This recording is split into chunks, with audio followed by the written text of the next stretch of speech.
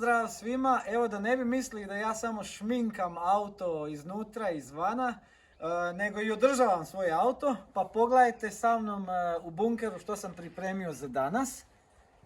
Danas ću vam pokazati kako se servisira F-serija, odnosi se i na F30 i na F32, na trojke i na četvorke. E pa ovako, vidite što smo pripremili. Imamo original BMW ulje, mijenjat ćemo ulje.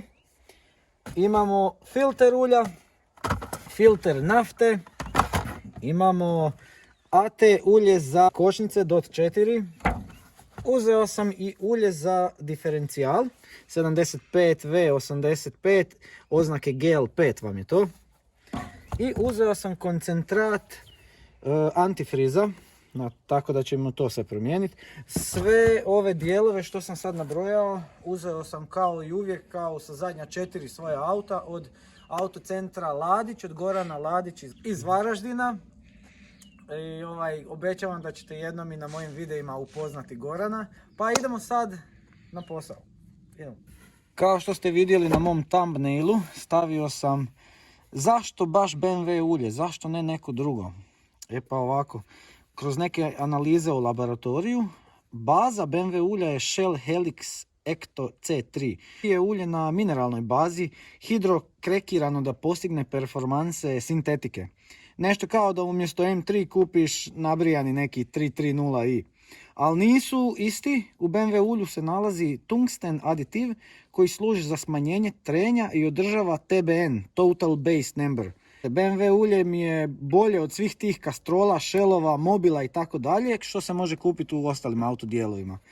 No ipak postoje naravno i bolje opcije. Primjer je Liqui Moly High Tech koji je na PAO bazi i gotovo 100% sintetika, ili još bolje Ravenol VMP ili REP koji je isto 100% sintetika. Ali eto ga, Ravenol je na primjer 600 kuna za 5 litara, a to se ljudima baš ne plaća. I ovo je, zato preporučavam BMW ulje original.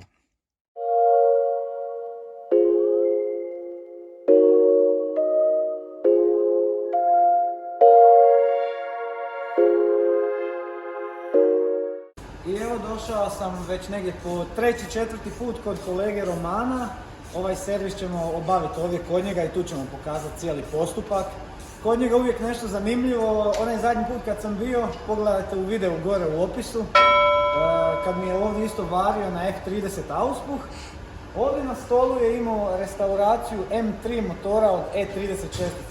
Sad ima nešto drugo. Kupio je F30 3.0 motor.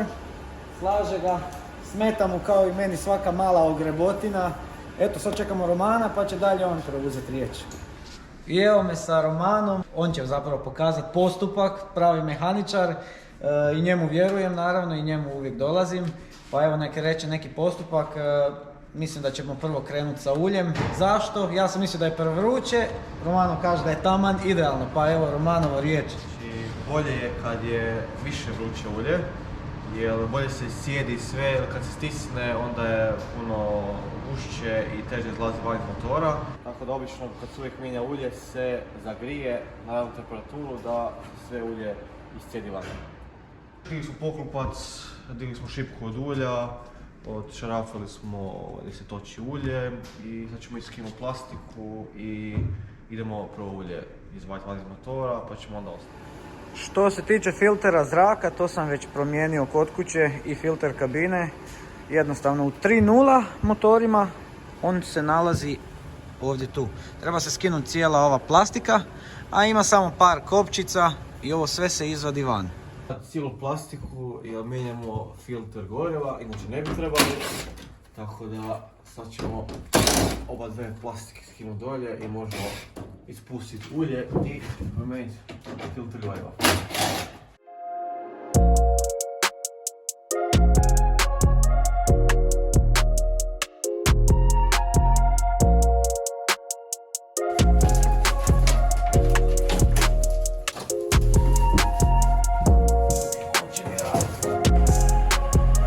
Šarafića od plastike ima 20.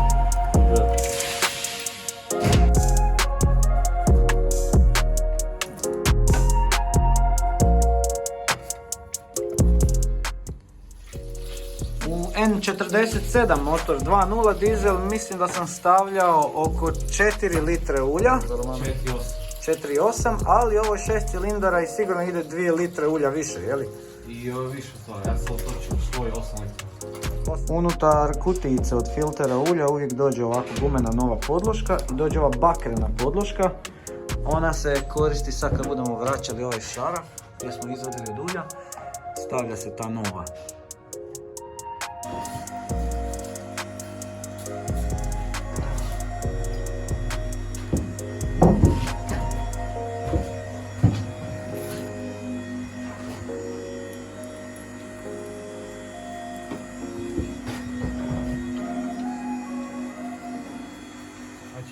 Kod ulaza i izlaza bitno je skinuti prvo tu plastiku i ona se samo pritiskom prsta izvadi van, ulaz van, te je potrebno skinuti nosač filtera goriva, odvojiti džek od struje i filter ima tu osigurač glavni od filtera i te se onda može zamijeniti filter. U filteru nafte uvijek ostane i nešto unutra, pa pazite da vas to ne zaprska.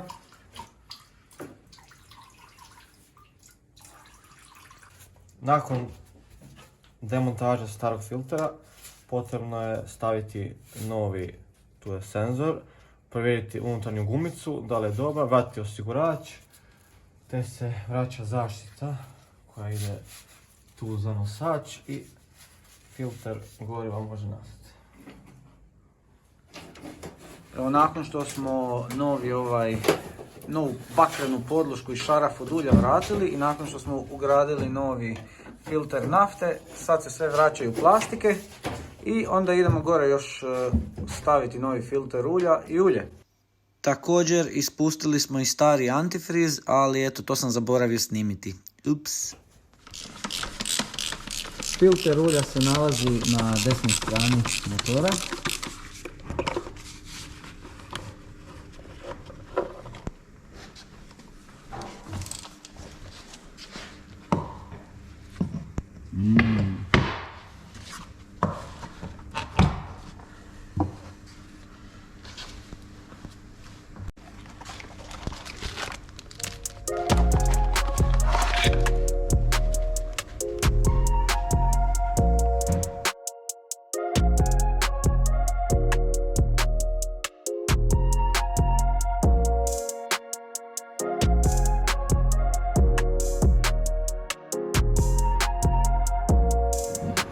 Kod prvog paljenja auto će malo onako teže upaliti zato što je stavljen novi filter nafte, pa dok ga napuni dok on pošalje naftu u motor, to je zato.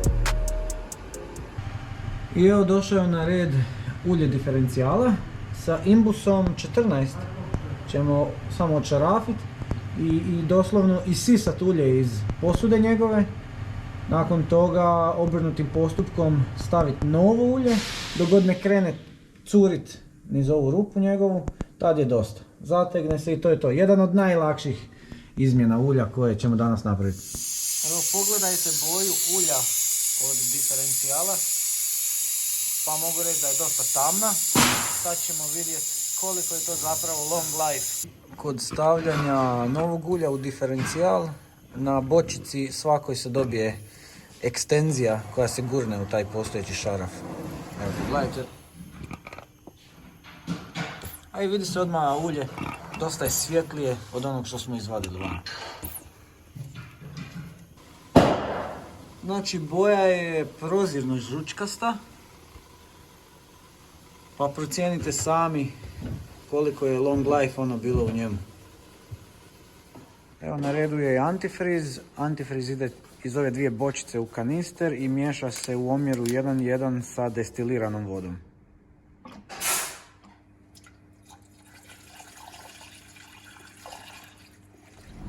Kod izmjene antifriza prvi put kad ulijete u posudu i kad dođe do vrha moramo otići u auto, staviti temperaturu skroz na high, pa čak sam i pojačao do kraja ventilator i digo skroz na 28.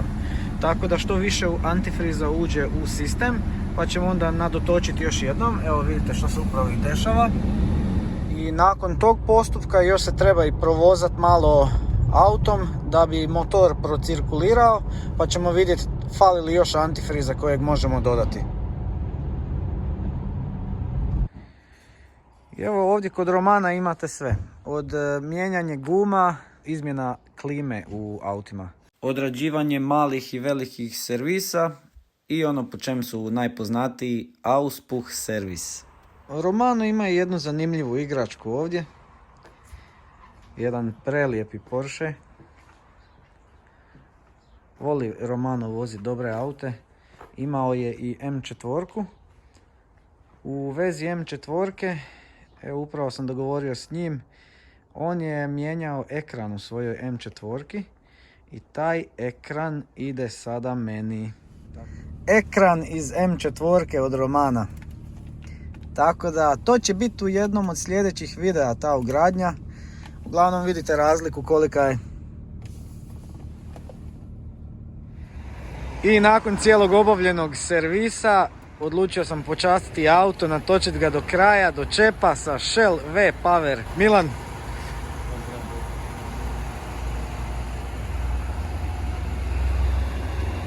I nakon svih izmjena potrebno je izvršiti reset servisa unutar auta. Pa sve što treba je stisnuti kontakt bez noge na kočnici. Kad ova sva svjetla nestanu, nakon toga treba držati ovu tipku kojih 10 sekundi, možda i manje. Pa da vidimo samo da ovo nestane. Evo ga.